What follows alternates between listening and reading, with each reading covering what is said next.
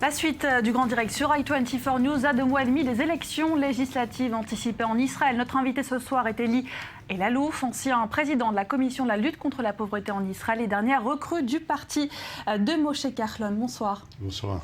Qu'est-ce que vous espérez de votre entrée en politique? Appliquer à un niveau national tous nos programmes que nous avons fait, que j'ai fait par le passé, que j'ai accompagné dans le passé, au niveau local ou régional ou ponctuel. Je pense que la vie politique peut permettre une envergure de travail, de réalisation à très haut niveau. Le pays est en situation sociale très dure et je pense que mon savoir, mes capacités et ma position que j'espère avoir au Parlement et peut-être plus permettront de réaliser ces vœux. Alors vous souhaitez continuer cette mission dans le social, ce social auquel vous avez dévoué toute votre vie. Pourquoi avoir choisi Moshe Kahlon pour jouer cette carte-là? Ce n'est pas le seul à porter l'étendard du social, de la défense des classes moyennes. On pense notamment à Yair Lapid ou encore à Yitzhak Herzog. Pourquoi avoir choisi Moshe Kahlon? Comme je ne veux pas parler des autres, je préfère parler de nous. C'est celui avec lequel je m'identifie le plus. Celui qui a aidé à rabaisser le niveau de vie, le coût de la vie pour les populations les plus faibles, en commençant par les télécommunications qui étaient inabordables et qui rendaient encore plus pauvres et plus faibles des populations faibles. Deuxièmement, parce qu'il a toujours exprimé son désir d'intervenir dans le domaine social. C'est son cheval de bataille depuis très longtemps, et je me suis identifié avec ça. Le reste des problèmes nationaux seront aussi abordés.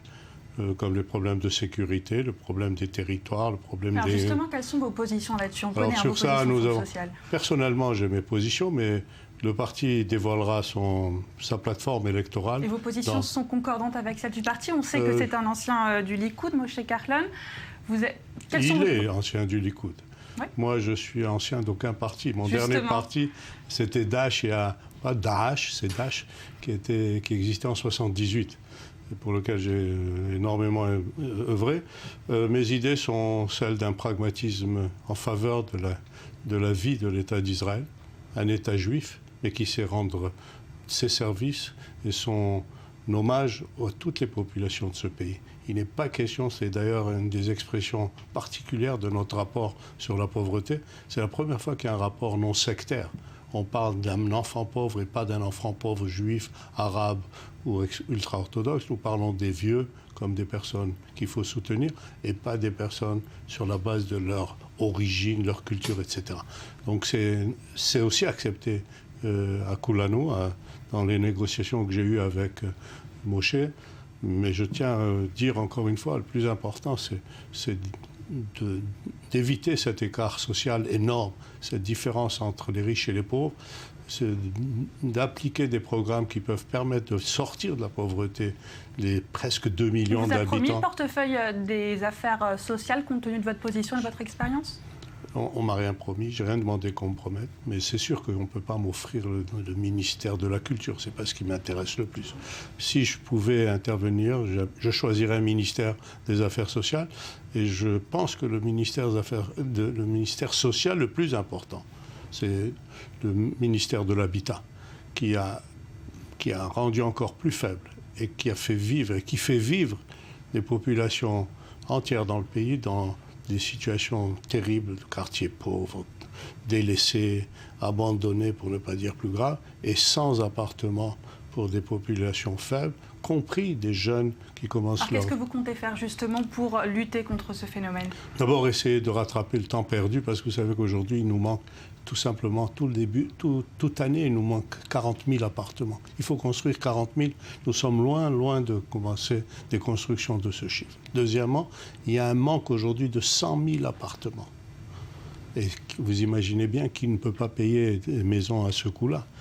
Troisièmement, il y a aujourd'hui des allocations d'aide au logement qui sont énormément faibles et qui sont insuffisantes pour que des familles même déclarées faibles et nécessiteuses et ayant besoin d'un soutien ne peuvent pas louer. Donc on voit des situations Ça, c'est le terribles. problème. Et qu'est-ce que vous proposez? Je propose d'augmenter les allocations pour le logement.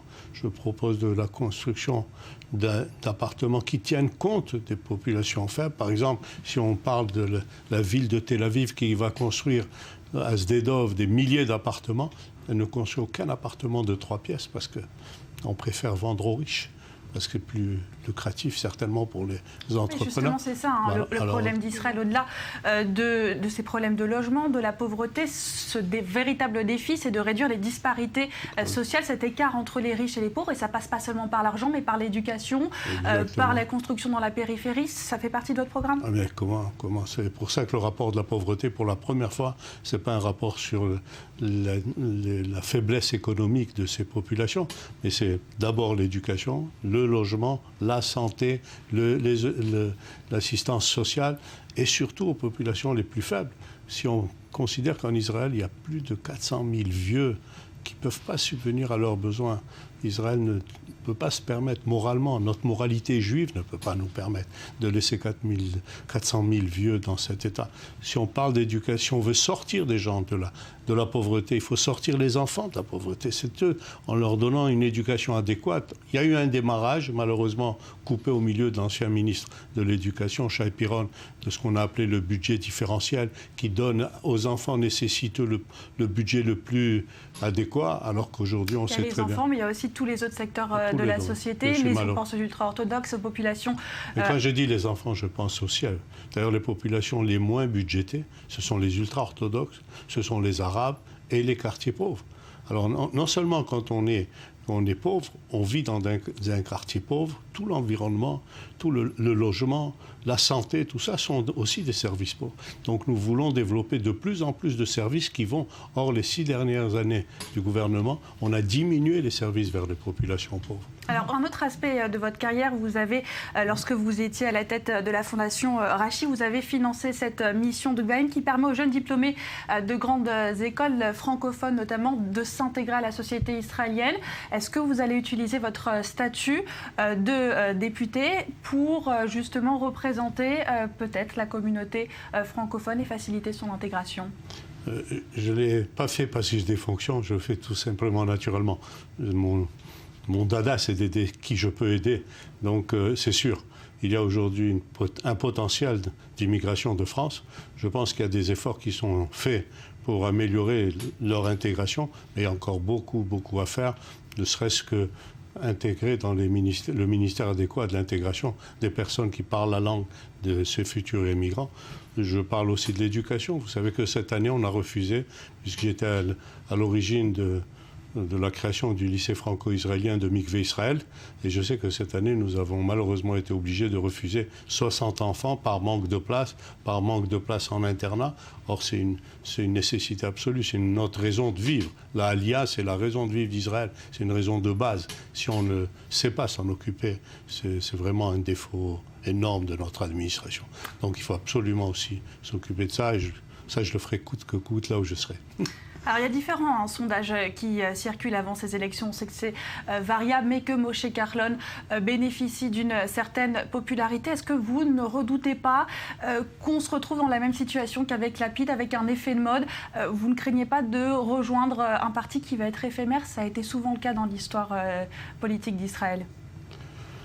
Écoutez, dans toute ruée vers la vie politique ou toute course politique, il y a des risques. Et celui que vous soulignez est aussi réel. Mais je pense que c'est une autre façon de faire, c'est une autre approche. C'est basé sur les réels problèmes d'Israël. C'est abordé de façon tout à fait différente. Moshe Carlon est un homme de terrain, un homme très sensible, avec une sensibilité sociale. On peut pas l'arrêter. Il est politique depuis des dizaines d'années, bien qu'il n'ait que 54 ans. C'est un homme qui a plus de 30 ans d'activité politique. Il l'a exprimé pendant plus de 15 ans à la Knesset en tant que président de la commission économique. Je pense que c'est pas éphémère.